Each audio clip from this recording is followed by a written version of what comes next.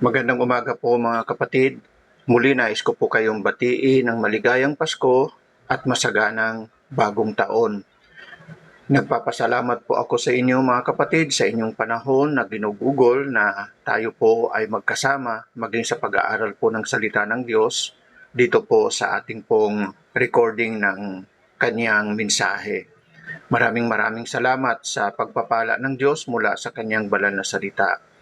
Ang dalangin ko po, nawa ang bawat isa sa atin ay tunay po na makaranas ng makabuluhang pagdiriwang po ng Kapaskuhan at ng pagharap sa bagong taon na ito ng taong 2025. Ang dalangin ko po na tayo po ay papasok sa panibagong taon na meron pong matatag na pagtitiwala at pananampalataya sa ating Panginoong Diyos, na kahit kailanman hindi siya magmamaliw, siya po ay magiging tunay at totoo sa kanyang mga pangako sa atin.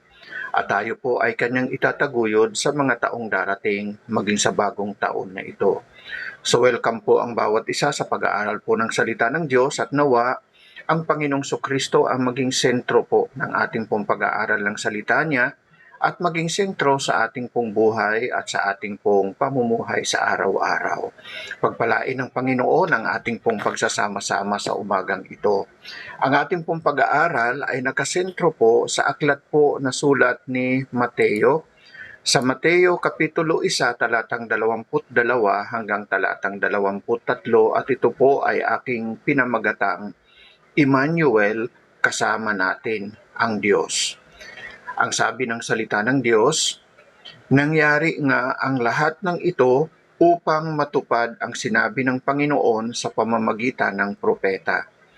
Narito, magdadalang tao ang isang birhen at manganganak ng isang lalaki, at ang pangalang itatawag nila sa kanya ay Emmanuel, na ang ibig sabihin, kasama natin ang Diyos. Pagpalain ng Panginoong Diyos ang kanyang banal na salita. Manalangin po tayo. O Diyos amang banal, salamat po maging sa pagkakataon na ito ng iyong salita ay muli naming tutunghayan, pag-aaralan, pagbubulayan. Nagpapasakop kami sa pagkilos ng banal na Espiritu na siya ang magtuturo sa amin ng iyong kalooban at ng iyong salita. Magbigay sa amin ng katatagan sa aming pananampalataya at pagtitiwala sa iyo, maging sa pagharap namin sa panibagong taon na ito ng 2025. Alam namin, Lord, kasama ka namin at kami po ay lubos na may katatagan sa aming pong pagharap sa mga gagawin ninyo, Panginoon, sa taong ito ng 2025. Maraming salamat sapagkat ginabayan ninyo kami at iningatan sa taong ito ng 2024. Ganon din po sa 2025, Lord, nawa patuloy kang masaganang gumawa at kumilos at magsakatuparan ng iyong kalooban. Gamitin po ninyo kami ng lubos ayon po sa iyong kalooban. Nandito kami, Panginoon, ingatan ninyo kami sa aming pong mga pagdiriwang sa taong itong ng Christmas as well as sa New Year, Panginoon. Maraming salamat sapagkat kasama ka namin, Panginoon. Maraming salamat po. Ibinabalik ko po sa iyo lahat ng kaluwalhatian sa pangalan ng aming Panginoong Hesus. Amen at amen. Yung maalaman po natin na ang Diyos ay kasama natin, ito yung pinakadakilang pagpapala na ating pong natanggap sapagkat ito po ay tunay at totoo sa bawat isa sa atin. Kung papaano ito ay naging kaaliwan kay David sa lumang tipan, na sumulat po ng awit 23, Psalm 23, ang sabi niya, oo, bagamat ako ay lumalakad sa lilim ng kamatayan, wala akong katatakutan sapagkat ikaw ay sumasa akin. Alam niya na kaya niyang harapin ang lahat ng mga karanasan sapagkat kasama niya ang Panginoong Diyos. At yan po yung dakilang pagpapala na ating pong ipinagdiwang nitong Paskong ito. At ito rin po ang pagpapala na dala-dala po natin sa pagharap at pagpasok natin sa bagong taong ito ng 2025, na ang anak ng Diyos ay nagkatawang tao, si Kristo Jesus na ating Panginoon, kasama po natin. Katulad po ng binabanggit ng ating pong talatang ito na ito ay direct na quotation mula po sa hula po na binanggit po ni Propeta Isaiah. Sa chapter 7 ng Isaiah verse number 14, binanggit niya, ang Diyos ay makakasama natin. At ito ay nagkaroon ng katuparan sa persona mismo ng ating Panginoong Hesukristo. Ang ibig sabihin ng katotohanan ito sa buhay po ng bawat isa sa atin ay una sa lahat, katotohanan na ang Diyos ay nakasama ng sangkatauhan. Ang Diyos ay nakasama ng sangkatauhan. Ang sabi sa Mateo Kapitulo 1, talatang 23 sa ating pong talata na tinitingnan at pinag-aaralan. Narito, magdadalang tao ang isang berhen at manganganak ng isang lalaki, at ang pangalang itatawag nila sa kanya ay Emmanuel, na ang ibig sabihin ay kasama natin ang Diyos. Ang Diyos po natin ay hindi po natin kalaban. Ang Diyos po natin ay hindi po nagkatawang tao upang sirain po tayo at pabigatan at hamakin. Ang Diyos po ay nagkatawang tao sapagkat nais niyang iligtas tayo. Siya po ay pumarito sa sanlibutan na ito nung araw ng kanyang kapanganakan bilang tao sa lugar ng Bethlehem, sapagkat nais niyang ipadama sa sangkatauhan na siya ay patuloy na makapangyarihang gumagawa at kumikilos at nagsasakatuparan ng kanyang matuwid at banal na layunin. Nananatiling merong banal at matuwid na layunin ng Diyos para sa iyo at para sa akin at sa bawat isa sa atin. Siya ang Emmanuel, na ang ibig sabihin, ang Diyos ay kasama ng buong sangkatauhan. Sa Henesis Kapitulo 6, talatang 5, nakita ng Panginoon na napakasama na ng tao sa lupa, at ang bawat haka ng mga pag-iisip ng kanyang puso ay palagi na lamang masama. Ang buong sangkatauhan ay puspos ng kasamaan, namumuhay sa mundo na ito na talagang nagpapakita na ang kanyang gawa, ang kanyang puso, ang kanyang isipan ay bagbag po ng kasamaan. Nakakalungkot po at nakaka-convict po yung pagtukoy dito ng kalalagayan ng bawat tao.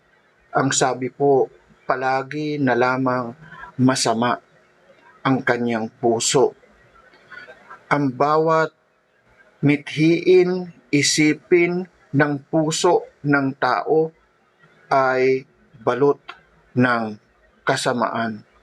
Hindi lamang minsan, kung hindi ito po ay pananahan, pagpapatuloy sa pag-iisip, pamumuhay na puspos ng kasamaan.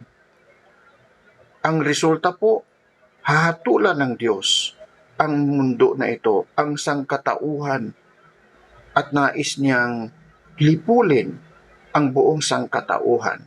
At sa panahong ito sa lumang tipan, sa pamamagitan po ng malawakang pagbaha.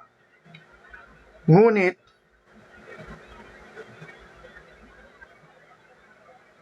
sa lahat ng mga ito, nagsisisi ba ang tao? Sa lahat ng kanyang karanasan dahilan sa bunga ng kanyang kasalanan, meron bang pagpapakumbaba ang tao? Hindi po. Kaya nga ang Diyos, minarapat niya na siya ay bumaba sa lupa na ito, personally, sa pamamagitan ng Panginoong Hesukristo, upang ikaw at ako ay kanyang pagkalooban ng pagkakataon na magsisi sa kasalanan at magkaroon po ng pagkakataon na maligtas muli sa katotohanan na ang Diyos ay makakasama ng sangkatauhan. Ayon sa sulat po ni Apostol Juan sa talatang Sa chapter 3, verse 17 ng John, sapagkat hindi sinugo ng Diyos ang anak sa sanlibutan upang hatulan ang sanlibutan, kundi upang ang sanlibutan ay maligtas sa pamamagitan niya. Bakit nga ba nagkatawang tao ang Diyos sa persona ng ating Panginoong Kristo? Hindi upang tayo ay hatulan dahilan sa ang ating pong puso at isipan ay puspos ng kasalanan. Bagkus nais niya na ikaw at ako ay maligtas sa pamamagitan ng Panginoong Heso Kristo. Ito po ay totoo sa panahon natin, sa kasalukuyan at mananatiling totoo sa mga darating pang mga kapanahunan. Napapansin ninyo na sa mga pangyayari sa ating pong kapaligiran, nakikita natin na ang tao ay bumubulusok patungo po sa kanyang sariling pagwasak ng kanyang sarili. Ngunit binibigyan tayo ng pagkakataon ng Diyos ng kanyang kaligtasan sa pamamagitan ng kanyang pagpapakumbaba. Nagpakumbaba siya, nagkatawang tao siya sa persona ng ating pong Panginoong Kristo, sapagkat nakita niya na walang kontrol ang takbo ng tao na bumubulusok patungo sa kanyang sariling kapahamakan. Kaya nga ang Diyos ay nakasama ng sangkatauhan. Ang pagdating po ng Panginoong Diyos bilang isang Emmanuel na ang Diyos ay nakasama ng sangkatauhan ay ang ibig sabihin na ang kanyang makapangyarihang pagkilos at pagsasakatuparan ng kanyang kalooban ay kanyang isa sa katuparan at kanyang gagawin. Ito ay kanyang pagpapakita ng kanyang pagpapakumbaba sa bawat isa sa atin, na kung saan binanggit nga ni Apostol Pablo sa kanyang sulat sa Philippians chapter 2 na si Jesus, bagamat siya ay anak ng Diyos, hindi niya binilang yung kanyang pagiging equal with God na sa kanyang sarili lamang. Bagkus isinaisantabi niya ang kanyang sarili, ang kanyang pagiging Diyos, upang ikaw at ako ay kanyang makasama. Kahit na ang mga disipulo ng Panginoong Kristo na-realize nila ang katotohanan ito. Ang sabi sa John chapter 14 verse 8 and 9, sinabi sa kanya ni Felipe, Panginoon, ipakita mo sa amin ang Ama, at kami ay masisiyahan na. Sinabi sa kanya ni Jesus, mahabang panahon nang ako'y kasama ninyo, at hindi mo ako nakikilala, Felipe. Ang nakakita sa akin ay nakakita sa Ama. Paano mong nasabi, ipakita mo sa amin ang Ama? Tunay po na ang Diyos ay nakasama ng sangkatauhan sa presensya ng Panginoong Kristo. Siya ay Diyos mismo at hindi na natin kailangang hanapin pa ang Diyos Ama, sapagkat sabi nga ng Panginoong Kristo, mahabang panahon nang ako'y kasama ninyo at hindi mo ako nakikilala, Felipe. Ang nakakita sa akin ay nakakita sa Ama. Paano mong nasabi ipakita mo sa amin ang Ama? Si Jesus ay Emmanuel. Ang Diyos ay nakasama ng sangkatauhan. Nais mo bang malaman kung ano po yung hitsura po ng Panginoong Kristo? Titigan mo lang ang Panginoong Kristo sa aklat po ng mga Hebreo, Kapitulo 1, talatang 3, na nagsasabi, siya yung exact representation ng nature ng Diyos. Nais mong maalaman na ang Diyos ay may control sa lahat ng bagay. Pansinin lamang po ninyo si Kristo Jesus kung papaano po niya pinatigil po ang mga alon sa dagat, kung papaano po siya lumakad sa taas po ng dagat. Nais mong maalaman na ang Diyos ay makapangyarihan sa lahat at kaya niyang talunin lahat po ng mga makapangyarihang masasamang espiritu na gumagalaw sa ating pong mundo na ito. Pag-aralan po ninyo kung papaano ang mga masasama at mga demonyo ay bumagsak at lumuhod at nagpatira pa sa paanan ng Panginoong Kristo at nagmakaawa na hindi po sila itapon at ibulid. At hiningi pa nga nila na sila ay ibulid doon po sa mga baboy. Si Jesus ay ang makapangyarihang Diyos na nanahan at nakasama ng sangkatauhan. Kung nais mong malaman ang patungkol sa Diyos, kilalanin mo si Kristo Jesus. Siya ang Emmanuel. Siya ay Diyos na nakasama ng sangkatauhan.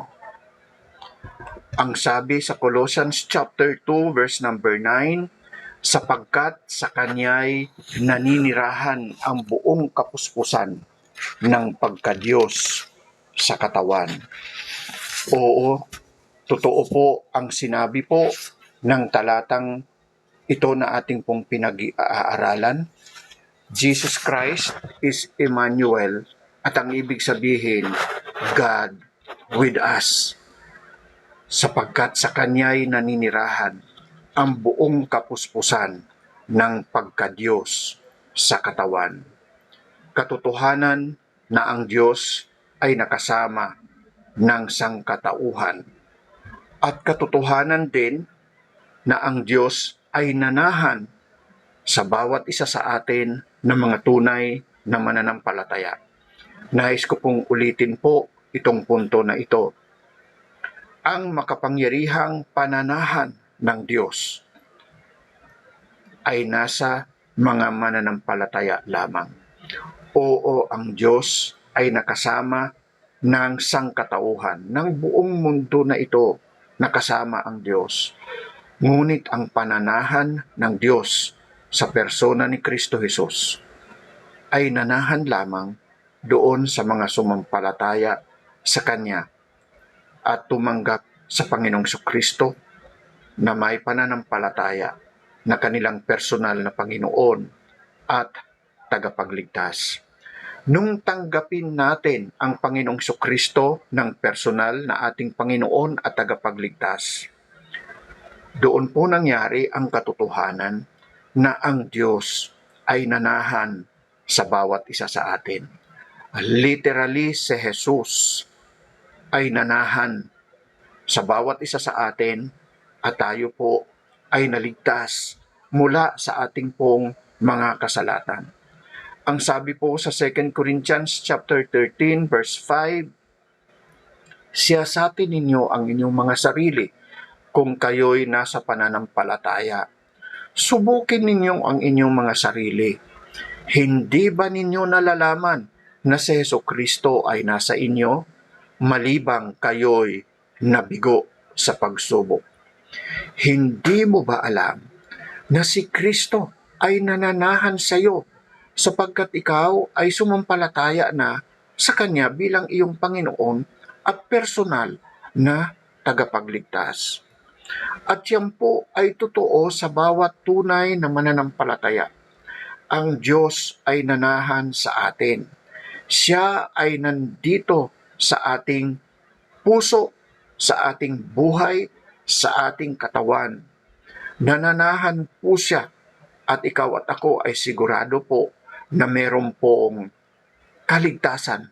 Sigurado po tayo sa ating pong eternal na buhay na walang hanggan sa piling ng Panginoong Kristo sa langit. Kaya nga, kung hindi mo ito sigurado, balikan mo ang iyong sarili. Siyasatin mo ang iyong puso. Kung ikaw ba ay tunay na sumampalataya kay Kristo Jesus na yung Panginoon at tagapagligtas, na ikaw ba ay tunay po na nagsisi at nagpakumbaba sa harapan ng Diyos at nagsabi, patawarin mo ako Panginoon, ako ay makasalanan. Tinatanggap ko si Jesus na aking Panginoon at tagapagligtas. At ang sabi ng Panginoon, mula ngayon, ikaw ay aariing kong ganap na anak. Kung ito ay yung ginawa, sigurado ka na ang Panginoong Kristo ay nananahan sa iyong buhay at sa iyong puso. Ang sabi sa Efeso Kapitulo 1 talatang 13, sa kanya'y kayo rin naman na nakarinig ng salita ng katotohanan, ang ebanghelyo ng inyong kaligtasan, at kayo na sumampalataya sa kanya ay tinatakan ng ipinangakong Espiritu Santo. Ikaw ay sumampalataya sa ating Panginoong Kristo nang ipahayag sa iyo ang Ebanghelyo, ang magandang balita ng kaligtasan kay Kristo Jesus.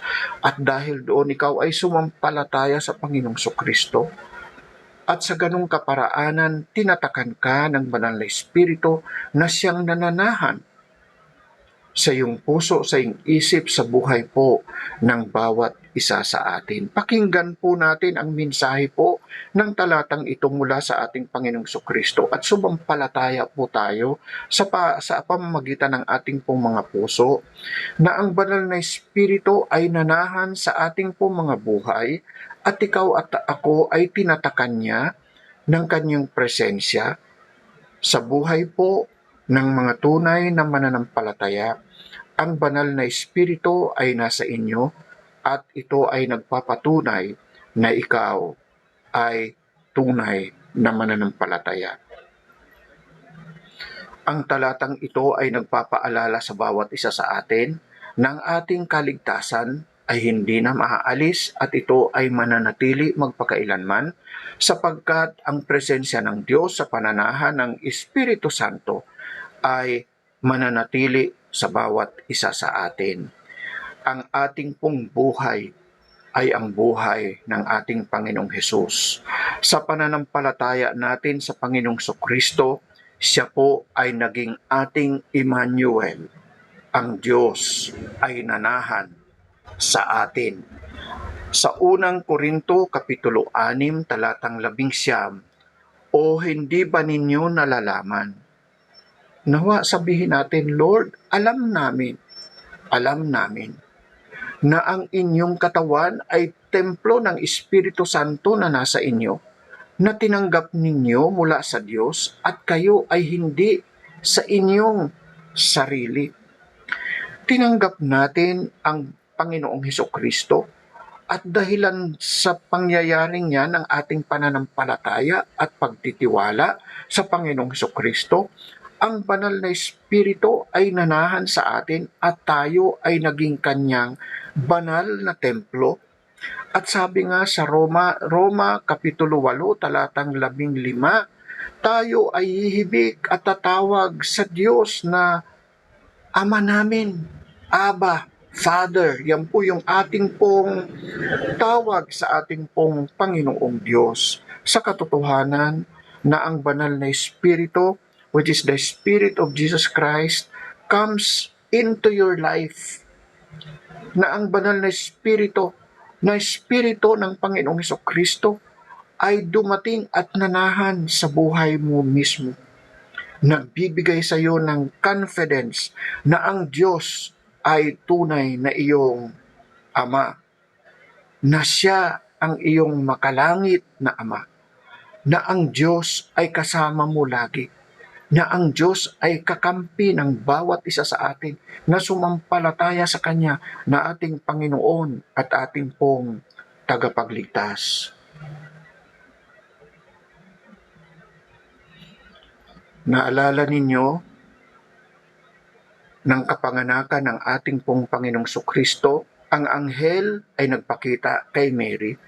At ano ang sabi po ng anghel kay Mary? Hail, favored one, the Lord is with you. Ang Panginoon ay kasama mo. Yan ay kailangan ni Maria nung panahong yan.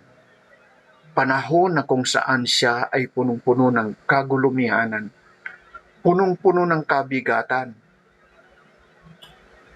Siya ay talagang puspos ng napakaraming suliranin nung panahong ito na posibleng ikitil ng kanyang buhay mismo. Ngunit ang paalala po ng anghel kay Maria, ang Panginoon ay kasama mo. Ang Panginoong Diyos ay nananahan sa iyo. Imagine natin po yung kalalagayan po ni Maria. Siya po ay nagdalang tao. Ang kanyang pagdadalang tao ay isang kasuklam-suklam na kalalagayan sa isang dalaga nung kanilang kapanahunan. Sa kanyang pagdadalang tao, sila po ay tumakas mula sa mga tao at hari na posibleng kitilin ang kanilang buhay, at hindi lang siya kung hindi ang kanyang anak na lalaki.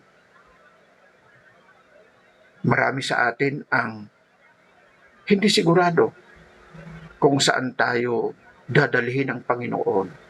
Hindi natin alam kung ano po ang mangyayari sa taong 2025. Hindi natin alam kung ano po yung ating pong matatanggap at hindi matatanggap. Kung ano yung ating mararanasan at hindi mararanasan. Kung ano po yung mangyayari sa atin. Ngunit ito po yung alam natin, mga kapatid. Ang Diyos ay nanahan sa atin at siya ay mananatiling kasama natin, at masasabi natin, dahilan kay Kristo Jesus ang lahat ay magagawa ko at makakaya ko. Magtitiwala ako sa Kanya ng lubos. Ako ay tunay na sasampalataya sa aking Panginoong Diyos, sapagkat alam ko siya ay nananahan sa akin at mananatiling nananahan, at hindi siya kailanman aalis sa akin. Ang Diyos ay dumating sa buhay ng bawat isa sa atin ng mga tunay na mananampalataya. He is with us. Siya ay nanahan sa atin. Siya ay mananatili hanggang sa kahuli-hulihang mga panahon. Mananatili siya sa bawat isa sa atin. Hindi na natin kailangan pang hilingin na samahan tayo ng Diyos, sapagkat siya ay nandito sa atin. Hindi na natin kailangan pang maghintay at pumila pa upang makausap ang Diyos. Nandyan siya lagi at nais niyang makipag-usap sa bawat isa sa atin. Hindi na natin kailangan pang mag-hope na siya ay mangungusap sa atin, sapagkat siya ay patuloy na nangungusap sa atin sa pamamagitan ng kanyang banal na salita. Kung ating pong pagbubulayan at pag-aaralan at babasahin ang kanyang salita, siya ay magsasalita at magsasabi ng kanyang kalooban sa pagkilos at gabay ng banal na Espiritu. Sa bagong taon, ang katotohanan ito po yung pinaka na magbibigay sa atin po ng kumpiyansa, ng pananampalataya at pagtitiwala upang makapagpursige po tayo sa pagharap po sa bagong taon na ito ng 2025 at sa mga taong pang darating. Si Jesus kasama natin, at hindi lang kasama, siya ay nananahan sa bawat isa sa atin. Nais niya laging magsabi ng kanyang kalooban, gabayan tayo. Maging sa mga panahon ng mga suliranin na kailangan natin ang Diyos, nandyan siya. Mananatili siya at kikilos siya at gagawa siya. Magpasakop lamang tayo sa kanyang pagkilos at paggawa. Ang aking pong pag-asa na bawat isa sa atin, magpaplano po tayo sa taong itong darating na tumitig po sa ating pong Panginoong Hesus. Naunahin lagi ang Panginoong Hesukristo. Naisin natin na pakinggan ang kanyang sinasabi sa kanyang salita. Maglaan tayo ng panahon para sa ating Panginoong Diyos, sapagkat mananatili siyang nagbibigay ng kanyang sarili sa atin.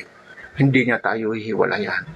Ang problema po, tayo po yung madalas na nakakalimot sa presensya ng Diyos sa buhay po ng bawat isa sa atin. Ang problema po natin, nais nating kontrolin ang ating pong sarili. Iniisip natin na sa ating kakayahan, sa ating karunungan, magagawa natin ang lahat. Ngunit hindi. Ang lahat ay magagawa natin dahilan sa presensya ng Diyos sa persona po ng Panginoong Jesucristo. At nawa sa taong ito, masabi po natin, ang lahat ay kaya ko dahilan kay Kristo Jesus. Ang kanyang presensya nandito sa akin, nananahan sa atin, magagawa ko ang lahat dahilan sa Kanya. O Diyos, Amang Banal, Diyos na makapangyarihan sa lahat, maraming salamat sapagkat minarapat ninyo na manahan ka sa amin. Manirahan ka sa puso't isipan namin sa buong buhay namin. Sa taong ito na aming pong hinaharap at sa mga taong pang idaragdag ninyo sa buhay namin, tulungan ninyo kami, Panginoon, na palaging unahin ka, sapagkat alam namin, Lord, inuuna ninyo kami. Patawarin ninyo kami kung kami po ay nagkukulang. Linisin ninyo kami, Panginoon. Maraming salamat po, tinaguyod ninyo kami sa taong ito ng 2024 at sa iyong faithfulness, sa iyong loving kindness. Kami po ay manganganlong sa taong darating at sa mga taong pang darating sa buhay namin.